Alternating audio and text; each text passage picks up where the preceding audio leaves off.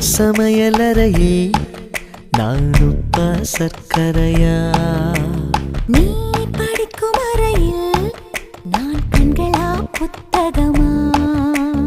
உன் சமையலறையில் நான் உப்பா சர்க்கரையா? நீ படிக்கும் அறையில் நான் கண்களா புத்தகமா? நீ விரல்கள் என்றால் நான் நகமா மோதிரமா?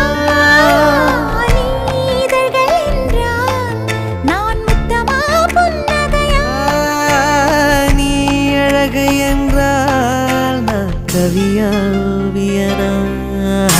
உன் சமையலறையில் நான் உப்பா சர்க்கரையா? நீ படிக்கும் அறையில் நான் கண்களா புத்தகமா?